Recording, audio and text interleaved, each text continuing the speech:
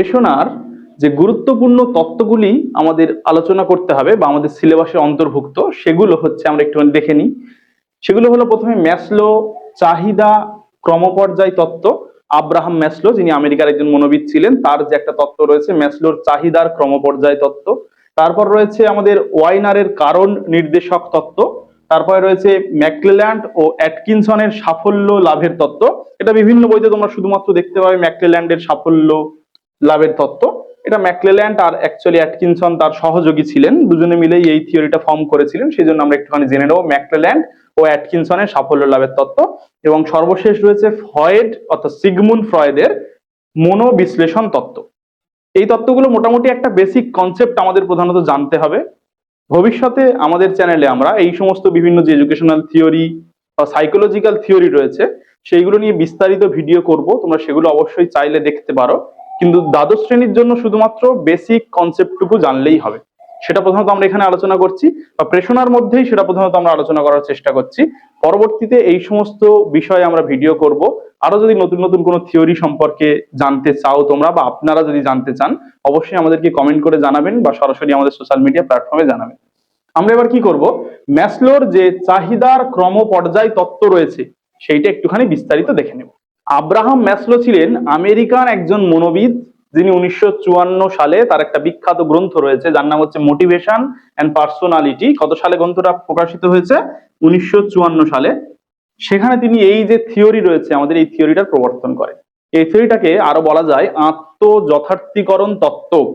এই আত্মযথার্থীকরণ তত্ত্বে তিনি বলছেন যে আমাদের মধ্যে যে সমস্ত প্রেরণা বা মোটিভেশন তৈরি হয়, যে সমস্ত চাহিদা বা তাড়নার তৈরি হয়, সেগুলো পরিতৃপ্ত হলেই তারপর নতুন করে আরেকটা চাহিদা আরেকটা প্রেরণা তৈরি হচ্ছে আমাদের মধ্যে। এই যে ক্রম পর্যায় ভাবে এই প্রেরণাগুলো চলতে থাকছে, সেটাকে তিনি একটা পর্যায়ক্রমিক ভাবে দেখানোর চেষ্টা করেছেন। উনি প্রথমে 5টা কম্পোনেন্টের কথা বলেছিলেন বা 5টি পর্যায়ের কথা বলেছিলেন। পরবর্তীতে আরো 3টি পর্যায় সেখানে তিনি যুক্ত করেন, তাহলে 5 আর 3 8 হয়ে গেল। এই টোটাল বিষয়টা মিলিয়ে পরবর্তীকালে 7টা টোটাল পর্যায়ে আমরা জেনেছি বা আমাদের কাছে তুলে ধরা হয়েছে।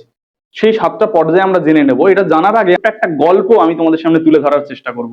এক সময় দুটো রাজার মধ্যে খুব যুদ্ধ হচ্ছে, বা দুটো রাজত্বের মধ্যে বিশাল যুদ্ধ বেঁধেছে। সেই যুদ্ধে অনেক প্রাণহানি হয়েছে, অনেক মানুষজন মারা গেছে, লোকজনের প্রচুর ক্ষয়ক্ষতি হয়েছে। একটা সৈন্য, সে খুব ভালো যুদ্ধ করত, কিন্তু কোনোভাবে সে অন্য সৈন্যদের হাতে ক্ষতিগ্রস্ত হয়েছে, আহত হয়েছে। হওয়ার পরে সে সেই যুদ্ধক্ষেত্র থেকে অনেকটা দূরে একটা বনের মধ্যে বিচ্ছিন্ন হয়ে গেছে, একা হয়ে গেছে একদম। সেখান থেকে কিছুদিন সে চারিদিকে যাওয়ার চেষ্টা করছে, পালানোর চেষ্টা করছে, কোনো মতে যেতে পারছে না। শরীর একদম ক্লান্ত, প্রচুর চোট পেয়েছে, সে একদম মরার মতো অবস্থা। সেই সময় সে যে কোনো প্রকারে হাতড়ে হাতড়ে বন থেকে বেরোনোর একটা রাস্তা খুঁজে পেয়েছে। সে সেটা খোঁজার পর একটু বাইরের দিকে গিয়ে দেখলো যে ছোট না একটা যাযাবর যারা জাতি রয়েছে, সেই যাযাবর জাতিদের একটা ট্রাইব সেখান থেকে যাচ্ছিল। সে তাদের কাছে গিয়ে কোনো ক্রমে পৌঁছেছে। পৌঁছানোর পর সেই লোকজনগুলো তো তাকে দেখছে প্রচুর আহত, প্রচুর চোট পেয়েছে, তাকে নিয়ে আশ্রয় দিয়েছে। দেওয়ার পর তাকে প্রথমে কিছু খাবার দাবার দেওয়া হয়েছে। প্রথম পর্যায়ে তার খুব খিদে পেয়েছে, তারা যেই খাবার দাবার অফার করেছে সে তাড়াতাড়ি করে সব খেয়ে ফেলেছে। খাওয়ার পরেই সঙ্গে সঙ্গে এবার তার মধ্যে একটা সেই যে যুদ্ধক্ষেত্রের ভয়, যে চোট পেয়েছে বা তার ক্ষতিগ্রস্ত হয়েছে, সেই ভয় পেয়েছে একটা বিশাল। সে তখন একটা নিরাপত্তার অভাব অনুভব করছে। সেই সমস্ত লোকজন তাদেরকে নিরাপত্তা দিয়েছে, তাকে নিজেদের কাছে রেখেছে, নিজেদের কাছে আটকে রেখেছে, আগলে রেখেছে, খুব সুন্দরভাবে রেখেছে। কিছুদিন রাখার পর ধীরে ধীরে সে সুস্থ হয়েছে, তাকে সেবা শুশ্রূষা করা হয়েছে, সুস্থ হয়েছে, খাবার দাবার খেয়ে এবং তাদের যত্নে থেকে সুস্থ হয়ে গেছে। তার পর সে ধীরে ধীরে ওই সমস্ত লোকজনের মধ্যে নিজে একটা মিশে যাওয়ার চেষ্টা করছে। তাদের সঙ্গে খাপ খাইয়ে নিয়েছে, ছোট ছোট কাজ করে, তাদের সঙ্গে ঘুরে বেড়ায়, তাদের ছেলে মেয়েদের সঙ্গে সময় কাটায়, বা সমস্ত ওই লোকেদের সঙ্গে সে মিশছে ধীরে ধীরে। তারপরে সে কি করছে, যখন এই মিশছে মিশছে তার মধ্যে এবার সুস্থ হয়ে গেছে, মনও ভালো হয়ে গেছে, তখন ধীরে ধীরে সে যে একটা যোদ্ধা, তার মধ্যে যে একটা সক্রিয়তা রয়েছে, সেইটা তার ফিরে আসে। সে যখন আবার সেই যুদ্ধের রণকৌশল গুলো প্র্যাকটিস করছে প্রতিদিন সকালে উঠে, বা যেমন আমাদের যোদ্ধারা করে, ফাইটাররা যেমন ভাবে প্র্যাকটিস করে, সে সেগুলো প্র্যাকটিস করছে সেই সমস্ত লোকজনের সঙ্গে থেকে থেকে। এরপর কি হলো, যখন সে এইগুলো প্র্যাকটিস করছে, নতুন নতুন জিনিস শিখছে, এই যে যাযাবর জাতি এদের যে যুদ্ধের কৌশল রয়েছে, রণকৌশল রয়েছে, সেগুলো শিখছে, তার মধ্যে জ্ঞান ধীরে ধীরে বৃদ্ধি পাচ্ছে। এমতো অবস্থায় সে একটা ওই ট্রাইবেরই একটা মেয়ের প্রেমে পড়েছে।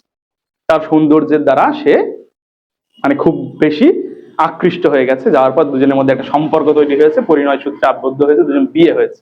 এবার যখন হলো, বিয়ে হওয়ার পরে এবার তার মনে হচ্ছে যে আমি তো এত বড় একজন যোদ্ধা, সে নিজেকে যখন দেখছে যে অন্যান্য ওই যাযাবর জাতির লোকজনের মধ্যে সে অনেক বেশি জানে বা অনেক বেশি তার জ্ঞানের ভান্ডার রয়েছে, অনেক বেশি সে তাদেরকে পরিচালনা করতে পারবে এমন একটা মানুষ, সে তখন ধীরে ধীরে কি করছে, ওই যে লোকজনের মধ্যে নিজে আত্মপ্রকাশের একটা চেষ্টা করছে, আত্মপ্রকাশের চেষ্টা করছে। ধীরে ধীরে সে কি করলো, আস্তে আস্তে ওদের প্রশাসনিক ক্ষেত্রে সে চলে এলো।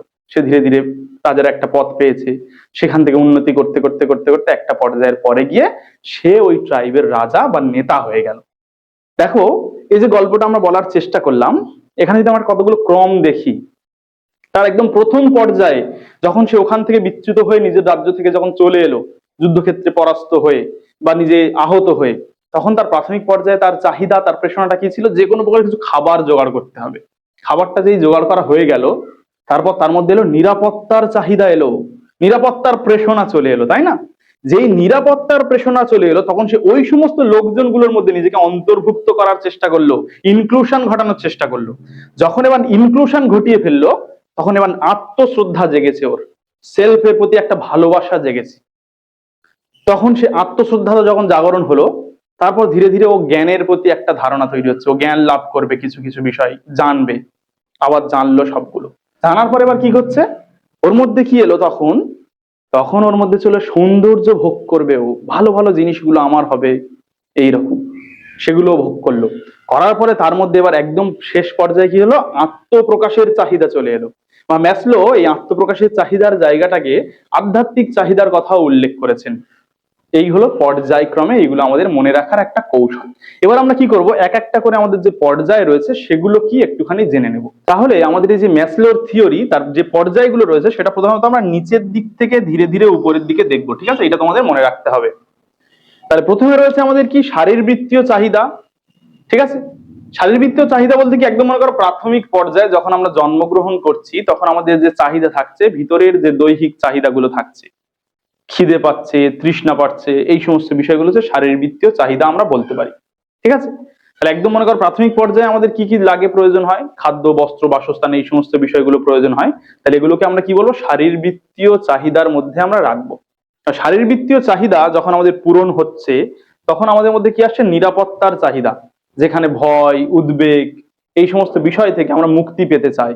বাচ্চারা দেখবে সবসময় নিরাপত্তার চাহিদায় ভোগে, একদম ছোটবেলায় দেখবে ছেলেমেয়েরা যা কিছু হয় মাকে কাছে চায়, যেন সে সবসময় নিজে সবসময় তাকে কেউ নিয়ে থাকুক, এইরকম চায়, একা একা থাকতে চায় না, মানে তার মধ্যে একটা নিরাপত্তা বোধ থাকে। যখন আমার খাদ্যের চাহিদা বা ওই ধরনের শারীরবৃত্তীয় চাহিদাগুলো আমার কমপ্লিট হয়ে যাচ্ছে, তারপর আমার মধ্যে কি আসছে, নিরাপত্তার চাহিদা চলে আসছে। এইবার ওই নিরাপত্তার চাহিদাটা যখন পূরণ হয়ে গেল, তখন আমার মধ্যে চলে এলো অন্তর্ভুক্তির চাহিদা।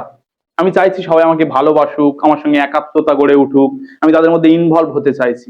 এই বিষয়টা ভীষণ ভাবে দেখা যায়, ভালো করে লক্ষ্য করে দেখবে, মনে করো কোথাও তুমি একটা নতুন টিউশন পড়তে গেছো, সেখানে প্রথম যে তোমার চাহিদাগুলো, সেখানে নর্মাল স্যারের সঙ্গে যোগাযোগ হলো, তুমি কি কি পড়বে সেগুলো জেনে গেলে, জানার পরে তুমি সেগুলো তারপর কি করলে, তুমি জানলে যে এখানে আমাকে ঠিকঠাক পড়ানো হবে, এই বিষয়গুলো নিরাপত্তা জানতে পারলে। তারপর কিন্তু স্যারের সঙ্গে যখন তোমার হয়ে গেল, বা সেই সেন্টার বা ইনস্টিটিউশন বা সেখানে কথাবার্তা হয়ে গেল টোটাল, তুমি যখন ব্যাচে গেলে, তখন তুমি চাইবে সমস্ত ছেলে মেয়েদের মধ্যে নিজে ইনভলভ হয়ে যেতে, সবার মধ্যে একটা যাতে তোমাদের মধ্যে আন্ডারস্ট্যান্ডিং তৈরি হোক, বা তারা তোমাকে নিজেদের মধ্যে অন্তর্ভুক্তিকরণ ঘটায়, সেই রকম তুমি চাইবে। সবার সঙ্গে যদি না তোমার ঠিকঠাক ভাবে অ্যাডজাস্ট হয়, তাহলে কিন্তু সেখানে পড়াশোনা করাটা খুব মুশকিল। বহু ছাত্রছাত্রীদের আমরা এই বিষয়টা দেখেছি। তাহলে কি হলো, তৃতীয় পর্যায়ে আমরা কি দেখলাম, অন্তর্ভুক্তির চাহিদাটা আমরা দেখলাম, ঠিক আছে? ওই ওই প্রেষণাটা ওখানে দেখলাম। তারপর চতুর্থ পর্যায়ে রয়েছে আমাদের আত্মশ্রদ্ধার চাহিদা। এই যে চাহিদাটা, এটা নিজের প্রতি একটা ভালোবাসা, এটা কিন্তু ভীষণ ভাবে দেখা যায় কৈশোর কালে। তোমরা ভেবে দেখো, যখন তুমি সবে সবে কৈশোরে পড়ছো বা কৈশোর কালটা তোমার যখন রয়েছে, তুমি নিজেকে অনেক বেশি ভালোবাসো, নিজেকে সবার সামনে ঠিকঠাক ভাবে উপস্থাপন করতে চাও। আমাদের সেই সময় ছেলেদের বিশেষ করে চুলটা নিচের থেকে হঠাৎ করে উঁচুতে উঠে যায়। আমাদের ছোটবেলায় যেমন চুলটা কপালে ঝুলে পড়ে থাকতো, কৈশোর যেই চলে এলো চুলটা পিছন দিকে উল্টে দিলাম। ঠিক তেমন ভাবে মেয়েরাও নিজেদের প্রেজেন্ট করতে চাইছে, ব্যাগের মধ্যে চিরুনি থাকছে, বিভিন্ন সাজাগোজার জিনিস থাকছে, মানে তুমি নিজেকে তখন খুব বেশি ভালোবাসছো, অন্যের সামনে নিজেকে খুব ভালোভাবে উপস্থাপন করতে যাচ্ছ, নিজের বেস্ট ভার্সনটাকে বের করে আনতে চাইছো। এই সময়টাই কিন্তু আমরা বলছি, তারপর চাই থাকে আত্মশ্রদ্ধার চাহিদা। এই যে আত্মশ্রদ্ধার চাহিদা, তারপরে যে আত্মশ্রদ্ধার চাহিদাটা মোটামুটি আমার পরিতৃপ্ত হলো একটা পর্যায়ে, তখন আমরা চলে যাব কোথায়, জ্ঞানমূলক চাহিদা। এই সময় বিভিন্ন জিনিস আমরা অনুসন্ধান করি, যে এর কারণটা কি, এটা কেন হচ্ছে, এই সমস্ত বিষয়গুলো আমাদের মধ্যে খুব দেখা যায়। কিউরিসিটি লেভেলটা অনেক বেশি থাকে, আমরা তখন জানতে চাই, ভালো করে তলিয়ে ব্যাপার স্যাপার গুলো দেখতে চাই, তাই না? সেটা হয়ে গেল আমাদের কি, জ্ঞানমূলক চাহিদা। এবার এই পর্যায়ের পরে আমরা চলে যাচ্ছি সৌন্দর্য সম্ভোগের চাহিদা। এই সময় এবার আমি চাইবো যে ভালো জিনিসটা আমার হোক, ভালো সুন্দর মেয়েটা সুন্দর ছেলেটা আমার হোক, সে আমার গার্লফ্রেন্ড হোক, আমার বন্ধু হোক, বা আমার সম্পর্কে থাকুক, বা ভালো কিছু বইপত্র আমার থাকুক, যেটা যা ভালোবাসে, ভালো একটা চারা গাছ আমার বাড়িতে থাকুক, ভালো একটা পশু পাখি, আমাদের যে পেটস যেগুলো আমরা পুষি সেগুলো আমার কাছে থাকুক। আমরা সবসময় এই যে বিষয়গুলো চাই, সৌন্দর্যের পূজারী হয়ে যাই আমরা এই সময়টাতে। তাহলে হয়ে গেল কি সৌন্দর্য সম্ভোগের চাহিদা। তারপরের পর্যায়ে যেটা একদম উচ্চ স্তরে রয়েছে সেটা হচ্ছে আত্মপ্রকাশের চাহিদা। সেই সময় আমরা জানান দিই যে আমার মধ্যে যে একটা কিছু আছে সেটা বাইরে যাতে প্রকাশিত হয়, সবাই চারদিকে আমাকে নিয়ে বলুক, আমার সম্পর্কে জানুক, আমার নিজের যে আমি একটা কিছু, আমার এই সেলফটাকে, মাই সেলফটাকে বাইরে আমরা আত্মপ্রকাশ ঘটাতে চাই। আমরা চাই যে সবাই এই বিষয়টা সম্পর্কে অবগত হোক। তাহলে এই ছিল আমাদের ম্যাসলোর হচ্ছে 7টা পর্যায়। এবার আমাদের যে থিওরি রয়েছে সেটা হচ্ছে ওয়েনারের কারণ নির্দেশক তত্ত্ব বা বার্নার্ড ওয়েনারের কারণ নির্দেশক তত্ত্ব, থিওরি অফ অ্যাট্রিবিউশন। এটা প্রধানত তিনি এই তার থিওরিটা প্রকাশিত হয় কত 1974 সালে, কিন্তু এই থিওরিটা প্রকাশিত হয় কবে বললাম 1974 সালে, 1974। এই থিওরিতে কি বলা হচ্ছে যে কোনো কিছু কাজের ক্ষেত্রে দুটো দিক থাকে, একটা হচ্ছে সফল, একটা হচ্ছে ব্যর্থতা, তাই না? সফলতা এবং ব্যর্থতা। তাহলে কি বললাম, যে কোনো আচরণের বা যে কোনো কর্ম সম্পাদনের দুটো দিক থাকে, একটা হচ্ছে সফলতা, একটা ব্যর্থতা। এই সফলতা বা ব্যর্থতা গুলো কেমন ভাবে আসছে সেইটা জানার জন্য তার এই প্রধানত এই থিওরিটা। ঠিক আছে, এই থিওরিটা প্রধানত 3টে বিষয়ের উপর নির্ভর করে গড়ে উঠেছে। একটা হচ্ছে আমরা যে সমস্ত কাজকর্ম করছি বা যে সমস্ত আমাদের আচরণ রয়েছে, সেই আচরণগুলো কি কি কারণে হয় সেগুলো আমরা প্রথমে জানতে চাই। তারপর কি করি, যখন আমরা সফল সেই কাজটা করলাম, করার পর সফল হলাম বা ব্যর্থ হলাম, এবার সফলতা এবং ব্যর্থতার যে কারণগুলো রয়েছে সেগুলো বিশ্লেষণ করলাম। তারপরে আমরা যে এই কারণে সফল হয়েছি বা এই কারণে ব্যর্থ হয়েছি এগুলো নিজেরা বিশ্লেষণ করলাম, যুক্তি সহকারে বোঝার চেষ্টা করলাম। তারপর আমরা কি করি, আমাদের ওই যে সফলতা বা ব্যর্থতা, যদি কোনো কাজে সফল হই তাহলে সফলতার কারণগুলো, যে আমি এই কাজে সফল হয়েছি। ধর আমি বললাম যে আমি প্রাইমারি পরীক্ষা পাশ করেছি, টেট পরীক্ষা, তাহলে আমি ভাববো যে কি কি কারণে পাশ করেছি। আমি বললাম আমি এই বিষয়গুলো পড়েছিলাম, এইভাবে জানতাম, এই স্যার থেকে হেল্প পেয়েছি, এই বইগুলো পড়েছি, ওই জন্য সফল হয়েছি। তখন ব্যর্থ হলাম, তখন আমি ভাবছি আমার ঠিকঠাক পড়া হয়নি, পরীক্ষার সময় হয়তো আমার কোনো কারণে শরীর অসুস্থ হয়েছে বা যা যা কারণ রয়েছে সেইগুলো। এই যে কারণগুলো আমরা জানলাম, পরবর্তী আমরা যে একটা অন্য কাজ করব, ধর আমি একটা অন্য এক্সাম দেবো, তার জন্য কিন্তু ওই কারণগুলো আমার কাজে লাগবে। ব্যর্থতা হলে তার ব্যর্থতার জন্য যে যে কারণগুলো আমার ছিল সেগুলো আমি এড়িয়ে চলার চেষ্টা করব। সফলতা হলে যে যে কারণে আমি সফল হয়েছি সেগুলো আবার পুনরাবৃত্তি করার চেষ্টা করব। এই 3টে বিষয়ের উপর নির্ভর করে কিন্তু এই থিওরিটা গড়ে উঠেছে। এখানে তিনি বলেছেন প্রথম 4টে বিষয়ের কথা বলেছেন। এই যে তত্ত্বে সফলতা ব্যর্থতার জন্য 4টে যুক্তি তিনি দেখিয়েছেন। প্রথম হচ্ছে ক্ষমতা। তিনি বলছেন যে কোনো একটা কাজ করার ক্ষেত্রে যদি আমরা সক্ষম হই, তাহলে আমরা ভাবি কি এই বিষয়টা করার মতো, এই কাজটা করার জন্য আমি সক্ষম, আমার মধ্যে ক্ষমতা রয়েছে। তাহলে আমার মধ্যে একটা প্রেরণা তৈরি হলো, পজিটিভ প্রেরণা একটা তৈরি হলো, সেটা আমার পরবর্তী কাজে লাগলো, পরবর্তী যে কোনো কর্মে কাজে লাগলো আমার। আর যদি আমি ব্যর্থ হয়ে যাই তাহলে ভাববে আমার ক্ষমতা ছিল না, আমি পারিনি, সেই জন্য আমার ক্ষমতা নেই বলে আমি পারিনি। তাহলে এটা হয়ে গেল ক্ষমতা। এবার আমি যখন বারবার বারবার ব্যর্থ হচ্ছি, তখন ভাবছি আমার দ্বারা একদম সম্ভব নয়, আমি কোনো মতের জন্য সক্ষম নই। তখন আমার ধীরে ধীরে আমার মধ্যে একটা আত্মবিশ্বাস কমে যাচ্ছে আমার মধ্যে। তারপরের পর্যায়ে রয়েছে কি, প্রচেষ্টার করার কথা বলছি। আমার মধ্যে ক্ষমতা আছে, আমি জানি আমি ওটা করতে পারবো, কিন্তু আমি যদি প্রচেষ্টাটা না করি তাহলে কিভাবে সেটা সম্ভব? কোনো মতেই সম্ভব নয়। তাহলে আমাকে কি করতে হবে? প্রচেষ্টা করতে হবে, বারবার বারবার প্রচেষ্টা করতে হবে। প্রচেষ্টা করার পর যখন আমি সফল হলাম, তখন দু রকমের আমার মধ্যে সৃষ্টি হবে ব্যাপার। কি সৃষ্টি হবে? সফল হলাম, তাহলে আমার আরো একটু নতুন করে প্রচেষ্টা করার ইচ্ছা হবে, যেন আমি ভালো কিছু করি, আরো কিছু বেটার করব। সেই জন্য আমি একটা পরীক্ষায় পাশ করলাম, মনে হবে যে পরের পরীক্ষাটা আমি ভালো করে দিই, পরে কোনো আরেকটু উচ্চ পদস্থ আমার জন্য কোনো একটা কিছু পেশা আমি সংগ্রহ করি, তাই না? তো সেই জন্য দিতে পারি। আরেকটা হতে পারে কি, আমি প্রচেষ্টা করার পর সফল হয়ে গেলাম, আমাদের আত্মতুষ্টি চলে এলো যে আর কিচ্ছু দরকার নেই, বাবা এই পর্যন্ত হয়ে গেছে, ঠিক আছে, এটা গেল। এবার প্রচেষ্টা করার পর যখন আমি বিপরীতভাবে ব্যর্থ হচ্ছি, তখনও দু রকমের অবস্থা সৃষ্টি হতে পারে। ব্যর্থ হওয়ার পরে আমার মনে হলো যে না, আমার দ্বারা কোনো মতে সম্ভব না, এইসব সব গুড়িয়ে গাড়ি দিয়ে আর কিচ্ছু দরকার নেই, আমি পড়াশোনা করতে পারি না, আমার মধ্যে ক্ষমতা নেই, ছেড়ে দাও সব, ছেড়ে দিলাম। আরেকটা হতে পারে কি, আমি ব্যর্থ হলাম, হওয়ার পর আবার চেষ্টা করলাম, আবার হয়তো ব্যর্থ হতে পারি, আবার চেষ্টা করব, যতক্ষণ না পর্যন্ত সফলতার কাছে আমি পৌঁছাবো ততক্ষণ চেষ্টা করে যাব। তাই প্রচেষ্টা কিন্তু এই দুই ধরনের হয়ে থাকে। তোমরা রবার্ট ব্রুসের গল্প সবাই শুনেছো, তিনি যখন যুদ্ধে বারবার বারবার পরাজিত হচ্ছেন, গুহায় এসে আশ্রয় নিলেন। সেখানে তিনি দেখলেন একটা মাকড়সা জাল বোনার চেষ্টা করছে। গুহার একটা দেওয়াল থেকে অন্য দেওয়ালে, প্রথমে তো একটা জালের করতে হবে, তাই না? তো করতে পারছে না কোনো মতে। না করে পারাবো, অনেক চেষ্টা করে করে করে করে মাকড়সাটা জাল বুনেছে। ওই দেখে উনিও শিখলেন যে একবার না পারলে অনেকবার দেখতে হবে। পরবর্তীকালে তিনি অনেক আবার চিন্তা ভাবনা করে সৈন্য সংগ্রহ করে তার রাজ্য পুনরুদ্ধার করেছিলেন। গল্পটা জানো তোমরা। তো সেই রকমই এই রকমের দু ধরনের প্রচেষ্টা হয়ে থাকে। তারপরে আমাদের কি রয়েছে? কাঠিন্য। বিষয়বস্তু যে কাজটা আমি করতে চাইছি সেটা যদি অনেক বেশি কঠিন হয়, তার জন্য কিন্তু প্রেরণা নির্ভর করে বা সাফল্য ব্যর্থতা নির্ভর করে। অনেক কঠিন একটা বাচ্চা ছেলেকে আমি বললাম 200 কেজির একটা চালের বস্তা তার মাথায় তুলে দিলাম, তাহলে সে কি বইতে পারবে সেটা? কিন্তু সে যদি এর আগে 50, 60 বা আরো কম থেকে যদি পরপর পর শুরু করে করে করে বয়ে বয়ে অনেকদিন থেকে আসে, একটা পর্যায়ের পরে গিয়ে কিন্তু সে ওই বস্তা, চালের বস্তাটা মাথায় নিতে পারবে। মানে ওইটা তার কাছে কঠিন মনে হবে না। তারপরে কি রয়েছে আমাদের? ভাগ্য।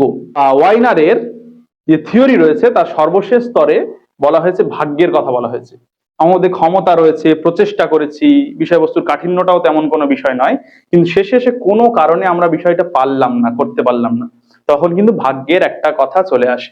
অনেক চেষ্টা করেছে একজন, চাকরির পরীক্ষার প্রস্তুতি নিয়েছে, খুব ভালো করে পড়াশোনা করেছে, পাশ করেছে, করার পর ইন্টারভিউ দিতে গেল, গিয়ে কোনো কারণবশত তার সেটা কেটে গেল। তখন আমরা কি বলি? যে ভাগ্যে ছিল না আমার। নয় সফলতার ভাগ্য নেই, আর হচ্ছে অনেকের আবার ব্যর্থতার ভাগ্য নেই। দুরকম বিষয় তাহলে।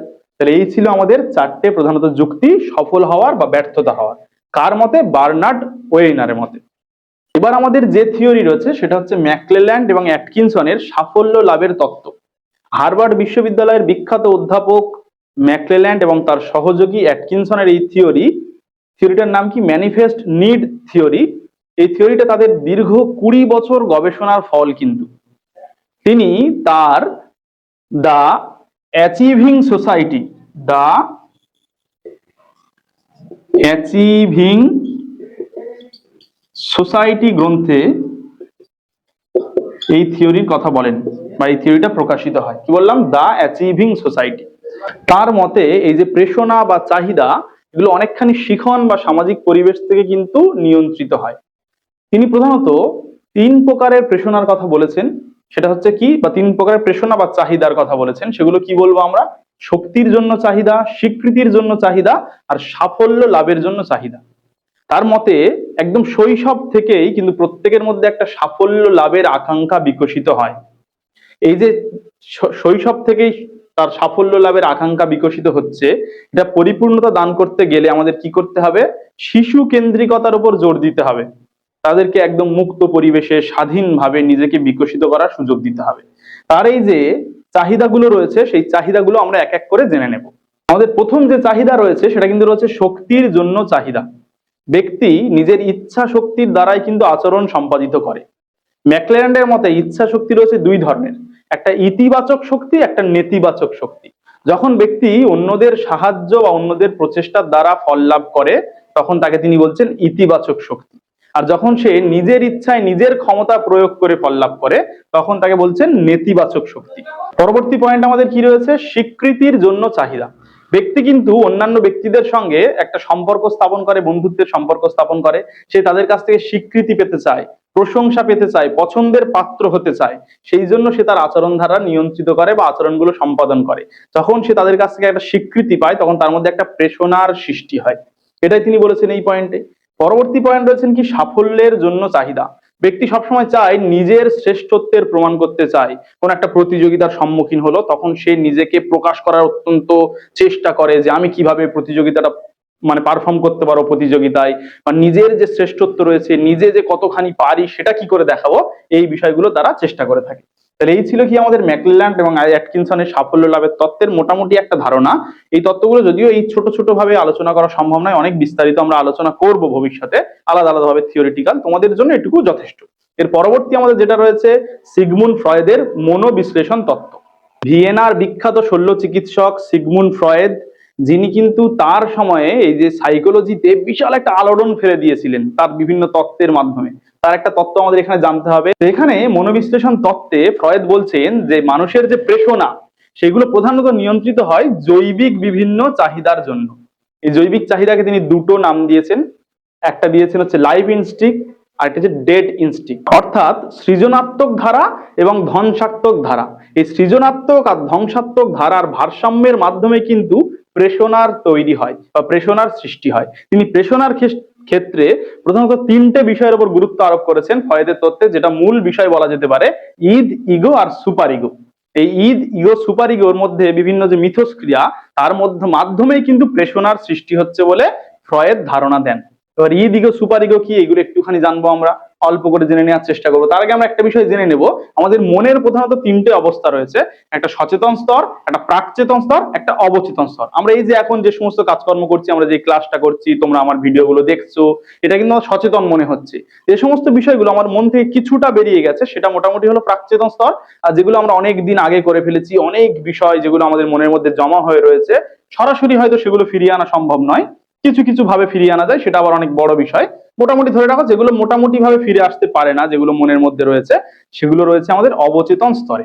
এইখানে প্রধানত তিন প্রকারের শক্তি কাজ করে, সেটা কি ইদ, ইগো আর সুপার ইগো। ইদ মানে ইদম, ইগো মানে অহং, আর সুপার ইগো মানে হচ্ছে অধিসত্তা। তো ঈদটা কি জিনিস?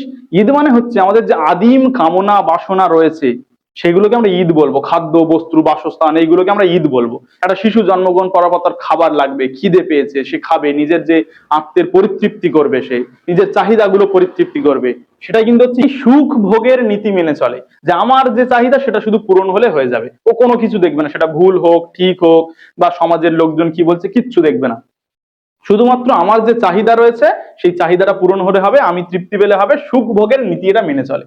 হ্যাঁ, আরেকটা বিষয় এখানে বলতে হবে, ঈদ কিন্তু কি অবচেতন মনের সঙ্গে সম্পর্কযুক্ত, অবচেতন মনের সঙ্গে সম্পর্কযুক্ত, ঠিক আছে? আচ্ছা, তারপরে কি রয়েছে? ইগো রয়েছে। ইগো কিন্তু বিচার বুদ্ধি সম্পন্ন। ইগোটা জানার আগে আমরা একটুখানি কি করব, সুপার ইগোটা জেনে নেবো, তাহলে বিষয়টা আমাদের কাছে ক্লিয়ার হবে। সুপার ইগো ধরতে মনে করো একটা নীতিবোধ সম্পন্ন একটা বয়স্ক লোক, সে জানে এই সমাজে এটা করতে নেই, ওটা করতে নেই, এই নিয়ম শৃঙ্খলা রয়েছে, অনেকগুলো আইন রয়েছে, সেগুলো তোমাকে মেনে চলতে হবে, এই এই বিষয়গুলো সে শুধু তুলে ধরবে। মানে খুব নীতিবোধ সম্পন্ন একটা মানুষ, নিয়ম শৃঙ্খলা জানে, সমাজের রীতিনীতিকে মেনে চলে, এরকম একটা লোক। তাহলে ঈদ কি? ঈদ একদম উচ্ছৃঙ্খল, শুধুমাত্র নিজের যে চাহিদা রয়েছে সেটা আমি পূরণ করলেই আমার হয়ে যাবে। আর সুপার ইগো কি? আইন শৃঙ্খলা জানে, নীতি সম্পন্ন মানুষ, একদম বয়স্ক হয়ে গেছে, কঠোরভাবে নীতিবোধ সম্পন্ন মানুষ। আর এদের দুজনের মাঝখানে তাহলে একজন থাকতে হবে তো, যে দুটোকে নিয়ন্ত্রণ করে চলবে, সে হচ্ছে আমাদের ইগো বা অহং। অর্থাৎ কি বললাম, ঈদ শুধুমাত্র সুখ ভোগের নীতি মেনে চলছে, আদিম কামনা বাসনা গুলোকে সে পূরণ করতে চাইছে। আর ইগো, সুপার ইগো কি করছে? নীতিবোধ, যে এই নিয়ম শৃঙ্খলা রয়েছে, এগুলো করা যাবে না, এগুলো করতে হবে, এইভাবে সে করছে। আর ইগো কি করছে? দুজনের মধ্যে কি করছে? মেলবন্ধন ঘটাচ্ছে, অনেকগুলো বিষয় দুজনকে অ্যাডজাস্টমেন্টে নিয়ে আসছে। বিচার বুদ্ধি সম্পন্ন মানুষ, ঠিকঠাক ভাবে বেছে বেছে চলতে হয় সেগুলো জানে, এটা সচেতন মনের সঙ্গে সম্পর্ক যুক্ত। তাহলে একটা যদি উদাহরণ আমরা জানি, মনে করো পরীক্ষা দিতে গিয়েছি, এমসিকিউ পরীক্ষা, আমি পরীক্ষা দিতে গিয়েছি, বা টিক মারা প্রশ্নের পরীক্ষা হয়তো আমি দিতে গিয়েছি, গিয়ে দেখলাম আমি কিছু প্রশ্ন পারার পরে বাকি প্রশ্ন আমি টোটালি পারছি না, তখন আমার ঈদ কি বলবে? যা হয় হোক, আন্দাজে সব মেরে দাও। আর সুপার ইগো কি বলবে? না, আমি জানি না মানে মারা যাবে না, একদম আমি যেগুলো জানি শুধু সেগুলো মারো, নীতিবোধ সম্পন্ন, তাহলেও মারতে চাইবে না। তার মাঝখানে তখন ইগো চলে আসবে। ইগো এসে কি করবে? যে ঠিক আছে, আমি মারবো ঠিকঠাক ভাবে, কিন্তু কিছু কিছু ভেবে ভেবে সুন্দর করে বুঝে মারার চেষ্টা করব। একদম আন্দাজে সবগুলো মেরে দিয়ে চলে যাব না, আবার পুরোপুরি ছেড়ে দিয়ে আসবো না, কিছু কিছু ভাববো, কারোর থেকে জানার চেষ্টা করব, বা নিজের একটু যুক্তি দিয়ে বিচার করার চেষ্টা করব কোন প্রশ্নের উত্তরটা কেমন, এইভাবে কাজটা করব। তাহলে এই হচ্ছে আমাদের কি ঈদ, ইগো, সুপার ইগো। আর এই মনোবিশ্লেষণের ক্ষেত্রে আরেকটা জিনিস কাজে লাগে, যেটা হচ্ছে লিবিডো, জৈবিক পর্যায়ের কাজে লাগে, যেটা আমরা পরবর্তীতে জানবো হয়তো। তাহলে এই ছিল আমাদের ফ্রয়েডের মনোবিশ্লেষণ তত্ত্ব। সেখানে প্রধানত তিনটে বিষয় মনে রাখতে হচ্ছে আমাদের প্রেষণার জন্য। কাদের তিনজনের মিথস্ক্রিয়া ঘটে? ঈদ, ইগো আর সুপার ইগো। তাহলে ঈদ শুধুমাত্র আদিম যে প্রবৃত্তি রয়েছে, খাদ্য, বস্ত্র, বাসস্থান, বা আমার যে চাহিদাগুলো মিটলে আমার সুখ ভোগ হবে, সেইটা পূরণ করলেই হয়ে যাবে। সুপার ইগো কি হচ্ছে? নীতিবোধ মেনে চলছে। আর এদের দুজনের মধ্যে অ্যাডজাস্টমেন্ট ঘটাচ্ছে ইগো বা অহম। অহম যার যত বেশি থাকবে, সে তত বেশি অ্যাডজাস্ট করতে পারবে, সমাজের সঙ্গে তার বেশি মিলিয়ে চলতে পারবে, তার মধ্যে প্রেষণার বিকাশটা ঠিকঠাক ভাবে হবে। তাহলে এই যে তিনটে শক্তি রয়েছে, এই তিনটে শক্তির মিথস্ক্রিয়ার ফলে কিন্তু ফ্রয়েডের মতে কি তৈরি হচ্ছে? ফ্রয়েডের মতে তৈরি হচ্ছে প্রেষণা সৃষ্টি হচ্ছে। এই ছিল আমাদের প্রেষণার তত্ত্বগুলো।